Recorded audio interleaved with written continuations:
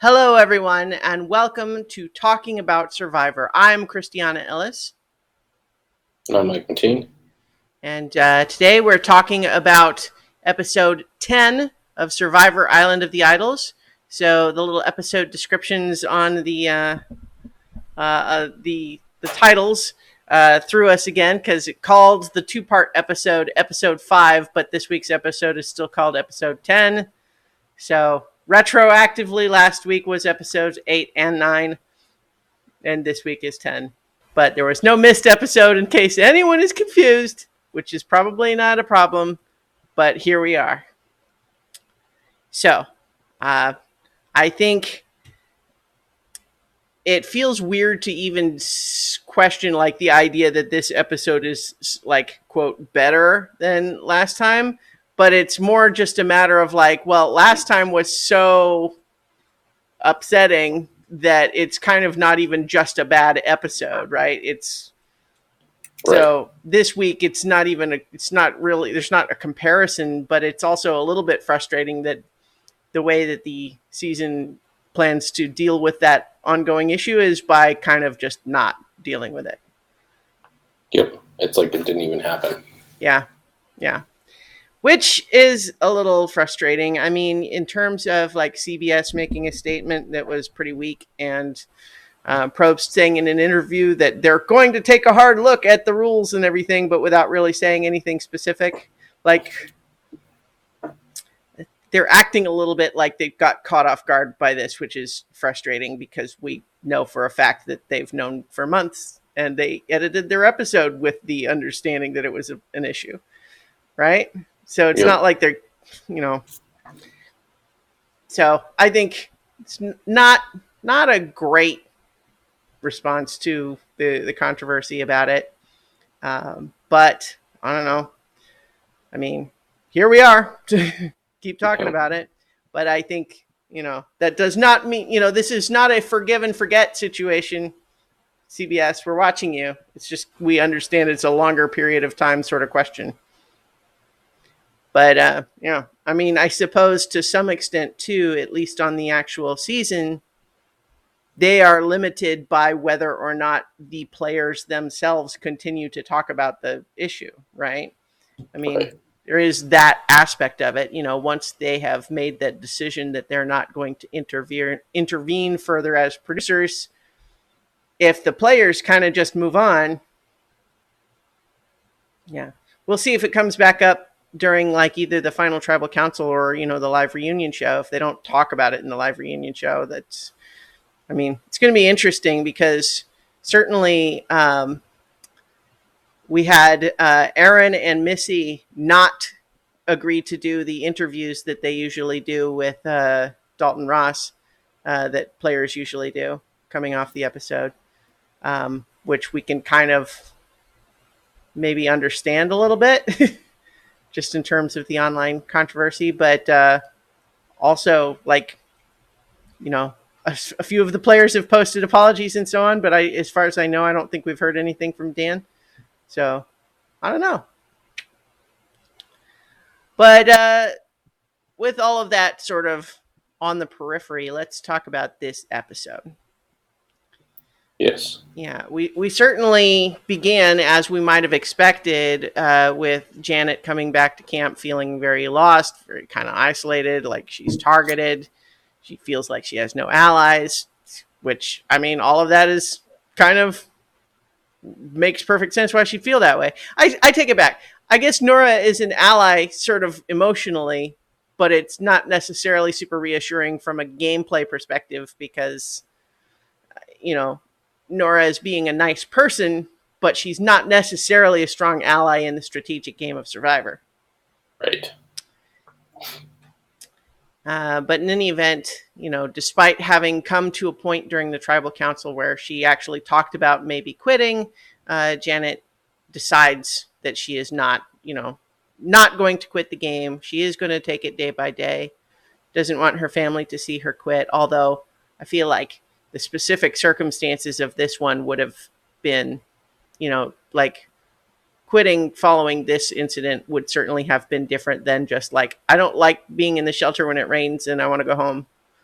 But at the same time, she's decided to carry on. So, can root for her in that. Yep.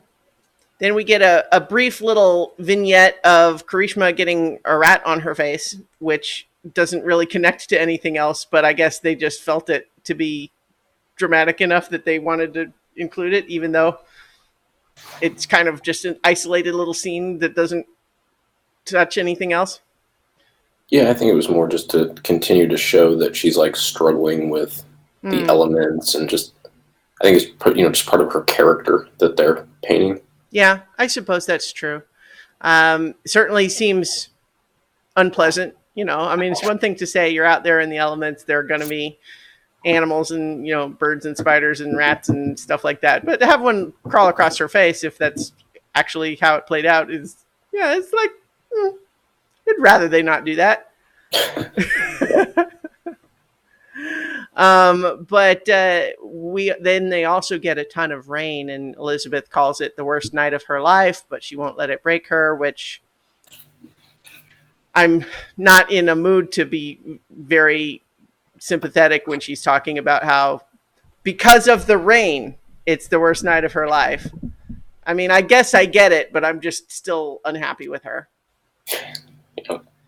And then so in the morning, though, there's some discussion about Karishma, who is just kind of checked out. She's not helping a lot at camp. And even the people like Nora who would feel maybe more inclined to work with her are frustrated because she's really just not making it easy to be an ally with her, which, other people have felt with Nora, but it's also just... It is a struggle, I'm sure, because anytime someone comes into the game and, maybe it's just an element of, like she said, that she thought that the social game would be her thing, right? Like she had to know she wasn't necessarily going to be great in the challenges. I don't know if she thought she was going to be doing a lot of work to contribute at camp. She did say she might be the jungle queen, but it sounds like she thought she was just going to be making friends and relationships with everybody, and that would be her strategy, and had just kind of found that was just not working at all. Yep. So how much of her behavior is the result of being kind of depressed about that? And how much is it the other way around? It's probably a bit of a vicious cycle, right? Yeah, that's kind of how I felt. I mean, I think it all relates, Mm-hmm. that she's struggling, so she's sad. She's sad, so she's struggling. Like you said, vicious cycle. Right. If you start feeling like nothing I do is working, so I'm depressed, so I don't feel like doing anything because it feels like a waste of time and wasted effort. But then everyone looks over and sees you not doing anything and says, well, why should we bother to reach out or include her if she's not engaged? Right. Yeah. So that's a struggle. Like, I feel bad for her just because I could certainly imagine getting into that headspace, but it's also, if you want to win Survivor, you have to kind of be able to weather those particular challenges. That's just part of the game. That's kind of the skill set required to do well in the game. So, nice though that she does take from all of that the idea that, finding herself struggling to connect with other people makes her more appreciative of the people with whom she has made a connection, back in her regular life. So that's nice. That's good. Good to hear. To have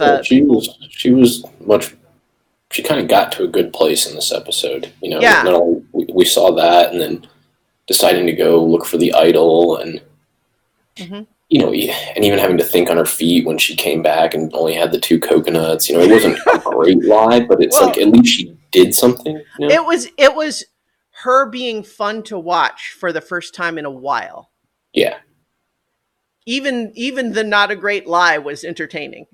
Yes, because we could just imagine herself in that situation of like, oh, well, I had to get prodded into going to look for coconuts, but you know what? Hey, I'm up. I'm doing out here. Let's do something unpredictable. Finds an idol. How great is that? She's excited now. She has something to keep her going. It reinvigorates her. Like, there's been a couple of times in the season where we hoped that something might do that, right?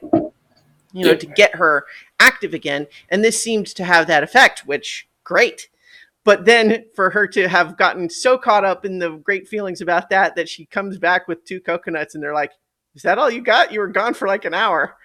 And then it's just this moment of like, oh, I'm just, what? What are you saying? I can't hear you. Who's talking? I mean, obviously I'm exaggerating, but just going through that process of, people had been, she'd been acting like maybe she's sick or not feeling good and sort of playing into that and having it backfire by actually be going like, do we need to call medical? I mean, you seem like really out of it. Like, you were like disoriented. Like, that's unsafe. What if you had like fainted while you were out in the woods or something like that? And obviously like a cameraman would have still seen her. Like, it's not like she's actually by herself. But anyway, but the point being that she's suddenly in a position of having to say, I didn't actually feel bad, but I pretended I did. And so now I have to pretend that I'm feeling better. And using the excuse of, I drank some water and that's helping. Like, I mean, it seems like people bought it, but to some extent, that might have only been because their expectations had been so low, Well, that's what I was going to say is like, she's almost, the fact that she's been so underwhelming, like they just completely underestimate her. And as opposed to a normal person, they would have been like, wait, you were gone for an hour in the woods by yourself and you only have 2 coconuts? Yeah. Or they're like, oh yeah, she definitely just got sick. And yeah, no, it worked out in that regard. And so, so for the first time in a while, I'm feeling better about her place in the game. I hope she can sustain it. Yeah, me too. Certainly it worked out better in this episode than it might have. So yes, might keep it going. So this is where we go to the challenge.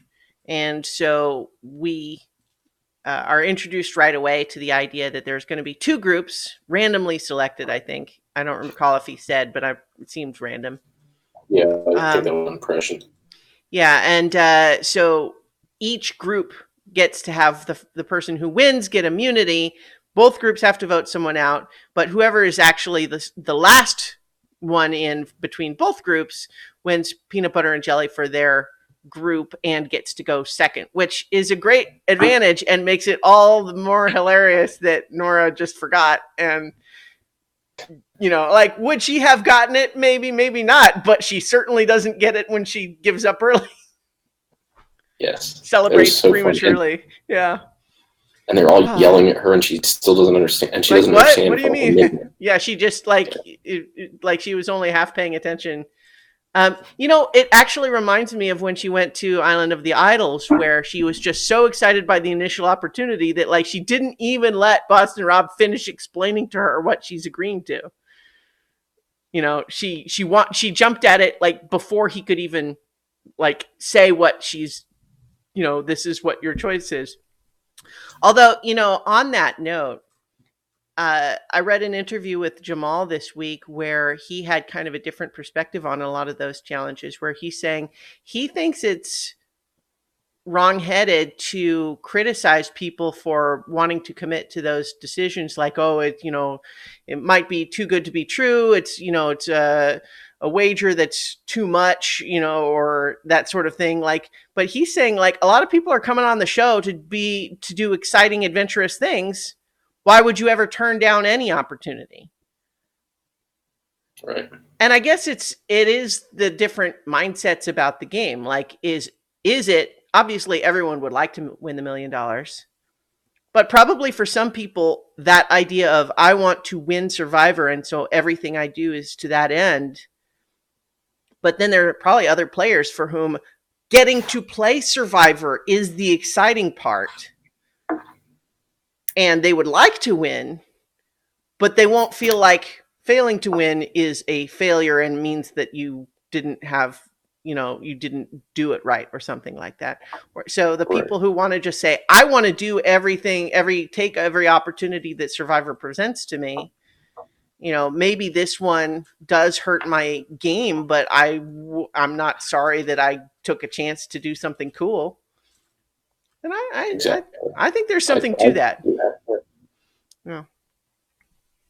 And it's also obviously ties into how Jamal's lesson from Island of the Idols is that sometimes stuff that seems good is actually bad.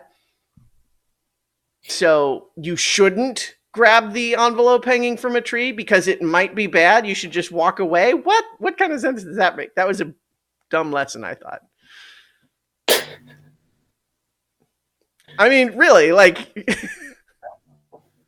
it's True. like I didn't think about it that way, but yeah, yeah. that is true. Sometimes we might deliberately trick you and then say you made a dumb decision because you fell for it.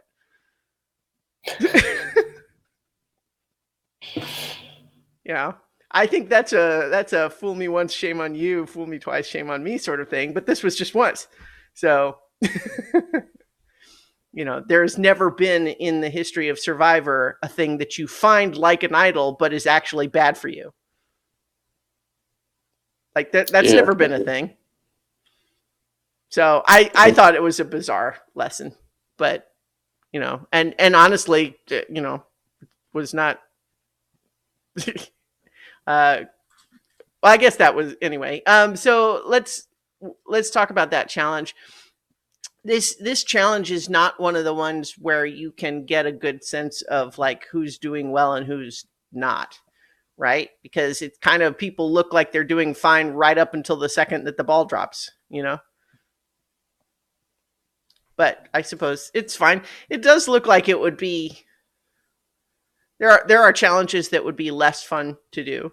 You know what I mean? Like even as the endurance challenges go, this one is kind of. It's not as. Like there are some where it looks just physically exhausting, but this one kind of, because it requires that coordination, you go out before you would get to that point of like, oh, I'm literally can't walk because my feet have fallen asleep and my back hurts and all that sort of thing. You wouldn't. It's a focused endurance more than a physical endurance. Yeah. But in any event, so good for Nora that she was the last person standing for her group. But we kind of already talked about how she forgot that she needed to try to keep going. And then good for Elaine winning for her group. I'm still a little got some mixed feelings with her just because I wasn't happy to see her standing by Dan before, but at the same time, it is probably important to remember that in the moment of the game, they don't all have the same amount of information, right? If her only perception was that people who she saw as opponents in the gameplay were saying things, and then the person who is her ally says it's not true, I mean, it's a little messy, but it's also like, I don't know. At least with her, it wasn't quite so clear of being a situation where she was informed and made that choice. It was more a matter of she was kind of caught in the chaos. Yeah, that's fair. Yeah.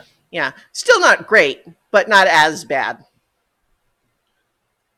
But in any event, I still like her. I like that she jokes that she won this one because it's like a redneck game. That was fun. Steals a kiss on the cheek with Jeff. I commented in my notes at this point in the episode that it seemed like everyone was in pretty good spirits, which felt a little bit weird. I just after the tension of the last couple of episodes, it seemed weird to have even the tribe that didn't do as well kind of still everyone smiling and clapping for the winners. Even the purple team that might have been annoyed with Nora didn't seem overly unhappy about it. It didn't come up again afterwards, as far as we know.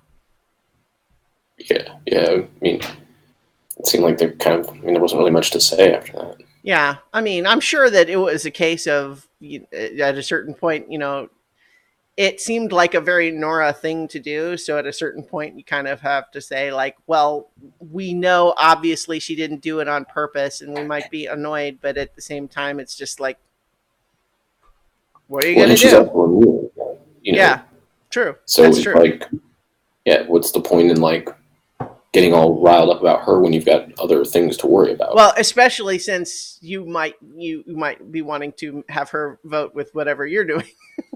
Right. You can't target her, so yeah. You're not immune. Yeah. So who knows? It might come up again the next time she's not. Although at this point, I got to think that, when we start talking about dividing the remaining players into who's a threat and who's not, I mean, I think that she's probably safe for a while just on that basis of like nobody really thinks she's likely to win. And so therefore, why target her? Yeah, both her and Karishma, I think, have Mm-hmm. some legs now. Yeah. Because there's no point in getting rid of Karishma for being a bad player now. Like, you Mm-hmm. want her around. Right. Yeah. I mean, there's not going to be any reason to vote out either of them at this point until it's a position where you have to try to take out the numbers that would be in opposition to you, and they're the only one that's vulnerable. Right. And so that could come up. Obviously, eventually you get it down to 3. So there's going to be a certain point where some people just make it all the way as a result. So let's see. I thought it was cool that the two groups didn't even go back to camp together. That was neat. Because it didn't allow the two groups to coordinate on what was going to happen. And I think that's a big factor in how things played out. Right? Absolutely. Yeah, if they could have all worked together, it would have been a very different result. Yeah, I think it probably would have led to the original targets, getting voted out, right? Yeah. But so let's see. They go back to the old Lyro camp, and we have Aaron talking about how the camp brings back bad memories. It's a nice little reminder that he has an idol, because honestly, I had forgotten. But so he talks about having the, it seems like it's a good opportunity. We had our 2 next targets already planned, and now we get to just go ahead and take out both of them in one swoop. Obviously, that was the plan. But at this point, we have Nora talking about how she thinks Aaron, now separated from some of his other allies and not immune, makes kind of an appealing target. And, it's like, hey, everyone, there's talk about like, oh, it's simple, let's vote out Janet, except that maybe we don't do that. Maybe we vote out Aaron instead, because he is a threat. He is one of the people that you don't want to be at the end with or go to the end with, because he's going to win more challenges. He already won a couple. So why not strike now while we can? Compelling argument. Like he's separated from his allies, so he doesn't have the protection of them, and he's not immune. So yeah, exactly. So in the meantime, Janet is supposed to act like she knows she's going home, which is not a great position for anyone to have to ever be in the game, just because you're always a little bit worried that it's like, okay, is this just the story they're telling me so that I don't do anything else? In this case, though, it certainly proved true. Although it's one of those you can never be sure, right? Let's see. There is a discussion where we have Dan and Janet sort of agreeing to get back to being allies, which was not fun to watch, really. I'm just don't like to see that. But what are you gonna do? Yeah. We have Dean talking to Dan about this idea of like, are we going to take out Aaron, or Janet? Because they're both talking about how Janet is also theoretically someone who could win. So if that's the argument we're making for voting out Aaron, why are we switching from Janet to Aaron? But I guess obviously they still made their decision. Yeah, I mean, ultimately, Aaron's more of a challenge threat. So True. Aaron is also more actively playing the game. I mean, because if we want to say Janet is a threat to win, that's mostly just going to be because people like her, right? She's likable. But Aaron is the one that's actively making a lot of gameplay moves, right? Whereas Janet is a little bit more isolated by comparison. So, in my opinion, honestly, from Dean and Dan's perspective, I think it was the right call to take out Aaron. In the meantime, Dan hopes Karishma will stay the target on the other side. In the meantime, so we switch over at that point to the other camp where we have Missy with this plan of wanting to manipulate the vote, take out Tommy instead of Karishma, and separating Tommy and Lauren, so Lauren is dependent on her. And it's like, this is an interesting dynamic that forms here, right? Because we know from Missy's confessional that she's not trying to trick Karishma. From her perspective, she's thinking, oh, well, I'm going to offer Karishma an opportunity to not go home. She should be grateful to me, right? So I'm going to tell her, here's how we save you. And from her perspective, that's what was happening. And so for Karishma to be resistant to that and walk away feels inexplicable. It feels like, what? Why did that happen? I don't understand why she is being resistant to my helping her. Wouldn't she be grateful to me for that?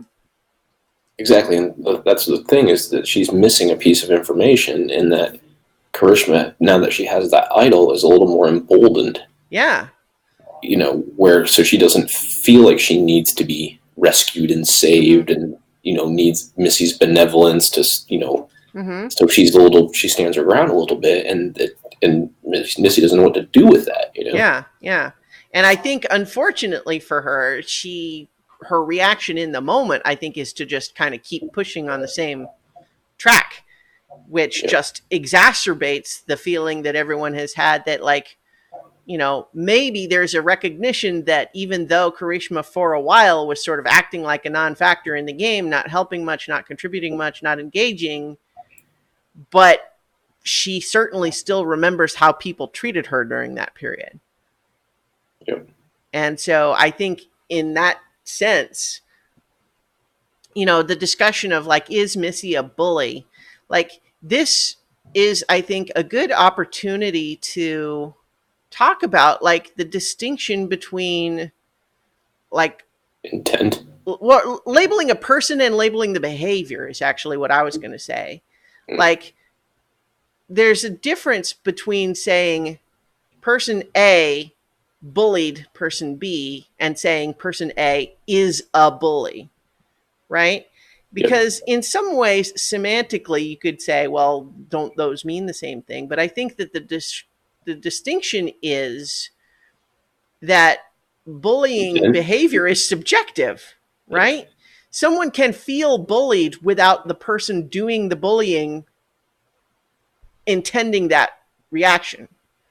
Right. That's why I kind of said, we were kind of talking about this when I said intent. We were thinking the same thing. Like, because you're separating the person and the action. And yeah, I mean, Missy is she's very sure of herself and her ideas in this game, and that leads her to speak very matter-of-factly, but when she doesn't have the empathy for what the other person is doing, it does come off as a bullying behavior. Yeah.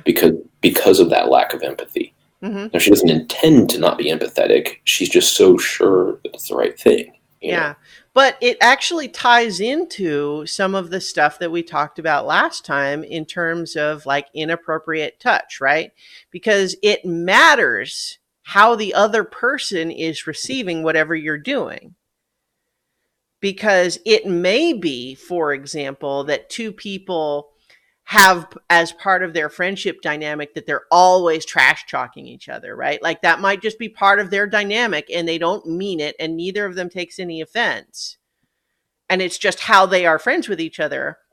But then one of those people starts to do that to someone else who's not used to it, and they don't mean it to be taken personally or hurt the other person's feelings, but that doesn't mean the other person's feelings aren't hurt, right? And just like, Dan likes to give all the pretty girls shoulder rubs, and some of them say, yeah, I'll take a shoulder rub. That's great. Thank you. But some people don't want it. And so what matters in that context is not him being generous and offering shoulder rubs, but whether he's paying attention to whether the other person likes this or not. Right. Yeah. So I think that this is an element where Missy is behaving towards Karishma in a way that she doesn't necessarily intend to feel like bullying, but she wasn't doing a good job of telling whether or not Karishma was receptive in the way that she intended. Right. And it's that stuff's tricky. Human interactions and relationships are difficult sometimes and complicated. Yes, and Missy definitely misnavigated this one, and it led to her getting voted out. Yeah.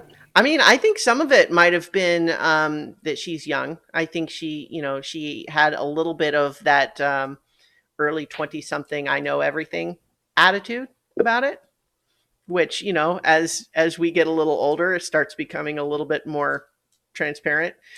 It's like it doesn't seem quite as obvious when you're in your 20s, but then when you're older, you start saying like, oh, yep, I see what's happening there. But I think too, there is an element where Missy may have fallen into the trap of thinking that Karishma was not really playing the game and is therefore like on a lower tier of player. And Missy sort of thinking that gave her this position of, it's exactly what you were saying, is that she's thinking, I am offering a handout to someone who needs my help. But that immediately that framing puts her in charge. It makes her the generous one helping out someone who's not as good. Whereas Karishma didn't see it that way. She's saying, hey, we're actually both playing the same game here. I don't want you to condescend to me like that. Yeah. So in any event, it does just get down to that dynamic of when people are accused of bad behavior, frequently they resort to that defense of, but I'm not a bully, I'm not a bad person. A little bit like, I think that this was not as extreme as Dan last week, obviously, but there's a similar pattern of like, well, I never meant it to feel like bullying. It hurts my feelings to have you call me a bully, but she's still ultimately responsible for her behavior. And you can't always, it's all complicated. So sometimes there can be intent factored into it, but it's also a question of, how do you respond to that feedback? And if your response is, no, I'm not, you're stupid, that's not the ideal way to react to that discussion. But at the same time, I think Missy did a lot of really interesting things, I think, in this season. We got more broader afield. So let's talk more. We're back at this point of Karishma is feeling disrespected. Like, I can't trust Missy. Like, she's telling me this plan that sounds like it would be good if it's true, but I can't trust that it is because of the way she's treated me, and I kind of don't want to reward her regardless. And so in the meantime, we have Elaine and Tommy both in the position like, well, first of all, Tommy knows that he would be the target if this goes along. So he's got that inherent motivation to be on that side of the discussion. But we have Elaine and Tommy both kind of agreeing with Karishma, even in confessional. Yeah, Missy hasn't treated Karishma very well. Yep. And so we have that sort of little alliance um, being, implemented. And we see actually Missy try to get into some damage control about it. I think she recognizes that, oh, my entreaty to Karishma has been entirely rebuffed. Something's obviously happening. And so she kind of tries to recover it. And I think she almost gets there. I mean, we have Karishma actually say, like there is some appeal in the outcome that Missy describes, but ultimately you can't really trust her. And, to some extent, the way that it's all edited really plays into that, because we see in confessional Missy rolling her eyes about having to apologize and saying it was all just blah, blah, blah. So not sincere, but performative. And that might have been why Karishma ultimately was saying, nope, I still don't like, you're saying the right things, but I don't believe you. It's interesting though, that in her last confessional there, Karishma talks about how, like, the last time we see her in a confessional before the tribal council, it sounds like she would almost be leaning into actually voting with Missy to take out Tommy, but playing her idol just in case it's a trick. But obviously, between that point and the voting, whether it happened at tribal council or before, she must have decided that if she is going with Elaine and Tommy to vote out Missy, she believes them and wouldn't have to play her idol, as opposed to, maybe this works, but I have to give up my idol either way. And it might turn out that I was right to not trust her, in which case I have no idol and I'm still vulnerable. Between those two choices, it seems obvious. And I think she made the right call. Yeah, absolutely. Mm-hmm. So in the meantime, just before that first tribal council, we check back in where Aaron is pretty confident that the alliance is all planning to take out Janet. Janet says she's pretty sure she has persuaded everybody that Aaron is the right target. There's a fun little moment where in the little shack, Boston Rob points out Dean rolling up his sleeves to show off his muscles as he sits there in the tribal council, and says, doing it again as though they have actually pointed that out before, which is kind of funny. Let's see. Yeah, there's not really anything interesting in that tribal council, because it's all just performative, right? It's everyone trying to make it seem like they're doing one thing when they're actually doing something else. So nothing they say really carries any weight. Yeah, I mean, from this point on, I barely even have any notes. I mean, it was all pretty straightforward. Mm-hmm. Yeah, I thought Nora had some smart stuff to say about just the idea of having good relationships, but also boundaries, in the sense of, like, I really like you. I would like to be your friend. I think you're a good person, but I'm not going to blow up my game to save you. Like, I think that's a very reasonable and insightful thing to say, that, it's kind of between the lines for a lot of people, but, to say it outright is kind of interesting. Yep. And I think it's actually part of how you try to short circuit that whole difficulty a lot of people get into, where they like someone and then the game forces them to betray that person, and then they feel all this angst about it. Whereas if you've kind of pre-established what the rules are, there's not a betrayal there. It's just, sorry, playing the game. We both knew that was always the plan. Doesn't mean people won't still have their feelings hurt, but I think it's good to define those things. It was interesting that when Aaron gets voted out, he literally didn't even have to leave. He just walks right over to the jury. Yeah, That was kind that of was fun. kind of funny. Hmm. Um, so we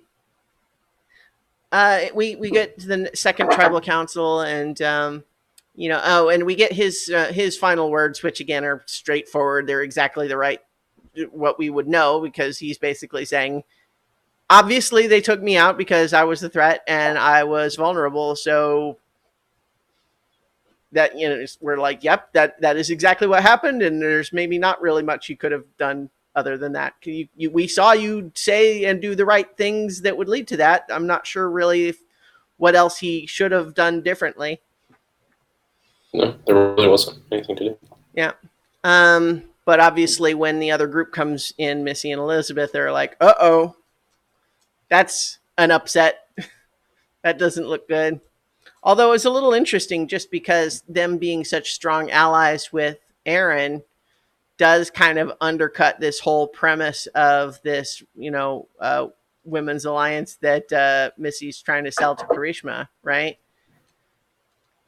So anyway, who knows what's going on there? I mean, I don't think it means Missy was lying. I think it was just always that Missy was trying to have as many options available as she could, which is good, honestly, right? Yep. But so there's the discussion about bullying, which we kind of already talked about. Um, Elizabeth bizarrely tries to go into this spin that, like, despite the fact that Karishma and Missy are actually having this argument live right now, they actually buried the hatchet. And it's like, what, Elizabeth, what are you talking about? They're literally sitting to either side of you, scowling at each other right now. So I thought it was a little strange that she was trying to make it seem like they had moved past that. Yeah. I think she was maybe just still kind of thrown, and it was wishful thinking, because she was still hoping that Karishma was voting with them. And so she's maybe trying to talk them down from, like, maybe from her perspective, it was like, I thought we resolved this. Now you guys are reopening the wound. And she was trying to get them, settle them out of that, maybe. But it definitely felt weird for her to describe it as resolved when they're actually having the argument in that moment. Um, uh, Missy does point out what an interesting discussion that uh, Missy and Aaron were both. So here's something that I had not actually personally read Aaron as being African American. Like, there's some, but it's a question of, like, identity, right? Not everybody looks the same, regardless of how they, identify, like, culturally or with their family background and all of that sort of thing. So I was a little bit surprised when she said that, just because I hadn't kind of, that hadn't occurred to me. But at the same time, I thought it was an interesting thing to bring up, and I liked that Probst reacted pretty well in the moment, just in the sense of saying, well, that's an interesting thing to talk about. I won't pretend that it occurred to me. So, like, it's not that I didn't notice it, but, and chose to ignore it, but it's also interesting to discuss. And I might have felt like mentioning it implied that it was unexpected somehow. But maybe we can, by talking about it, we can point out that, like, clearly for Missy, that is something that, she related to and found, meaningful, and probably lots of other people would too. And so discussing it, I thought, was a good, a good kind of conversation to have. Yeah. Yeah, I agree. I'm a tiny bit cynical about the season, though, because the season has had so many of those sorts of discussions happening that feel new, like they don't usually come up on Survivor. And it feels a little bit like maybe we're only seeing them now because of one got so controversial. And so they have to try to spin that they actually have all of these healing societal moments all the time. I don't know. I don't feel strongly about that, but it's Yeah, I didn't really think about that. yeah. Maybe. I don't know. It's maybe an overreaction. I I do not give them the benefit of the doubt for that sort of thing at this point. But nonetheless, I think it's good to have them. So I'm not questioning that. It's only a question of like, well, why are we having them now and didn't before? But in any event, Karishma doesn't play her idol, which again, as we played into it, to the extent that she was actually considering both options, that had to be a big part of it, is just the feeling like, I feel like I'm really solid in terms of being able to trust Elaine and Tommy. Like if I go that way, I am sure that's what's going to happen. Right. Whereas I'm not sure if I go with Elizabeth and Missy. And, I think that was the right call. That way she gets to keep her idol, and the person she didn't get along with very well is not the person she has to continue to try to be an ally to. Yep. So Missy is voted out. She is completely surprised. And in fact, she says, who did it? Who is the third vote? Because of course, from her perspective, she figures like, well, yeah, it's not necessarily surprised that Karishma didn't do what we wanted. Tommy would have been the other target, so he's probably the second one, but who's the number 3, right? And so Elaine and, Elaine admits to it and, gets a hug, but then the follow-up hug with Elizabeth is, you realize you have to kill Elaine now, which I thought was pretty funny. Yeah, it was funny. Yeah. I like that. Honestly, I found her very charming during that whole sequence. I think she was disappointed to be voted out, but at the same time, she just kind of lit up and she was kind of just very enthusiastic. She's kind of I found her pretty compelling during that whole bit. Yeah, I liked her response. Like, yeah, there's always a possibility, so no reason to pout about it. Like, yeah. There was a weird moment though where Tommy justifies himself doing it by saying, "But you came after me," and she says, "No, I didn't." And I'm like, yes, you did. Of course you did. Unless, of course, it really was all a lie to Karishma, but it doesn't seem likely because we saw her talking in confessional about how that was the plan. Well, I mean, she voted for Tommy, so. Yeah, so, I don't know. I think she was just in the moment, she was still head spinning a little bit. I also liked in her final words describing getting blindsided is negatively dope. I just, that was fun. So I thought she went out as a really good sport. I was happy to see all that. We obviously saw some stuff from her in this season that wasn't great, but we also saw that she is one of the players that, put out a statement saying she feels bad about some of that behavior, and, we can all recognize that the nature, like we talked about last time, the nature of the game is such that it does make some of those things that would be unambiguously bad in real life, and it makes it murkier because they are literally playing a game where the rules actually kind of encourage that. Right? She saw an opportunity to benefit her game. And so just like lying isn't against the rules and it's not considered morally wrong to lie to someone in a game like this necessarily. But yeah, so in any event, Missy certainly was an interesting player to watch. I honestly wouldn't be opposed if they brought her back on a future season. I think that could be interesting. But yep, so Aaron and Missy both voted out, which teensy bit ironic just given the whole bit that she brought up during the tribal council of the two of them both having the idols last time, and now they're the ones that both get voted out this time. But I think it's kind of a coincidence in that regard.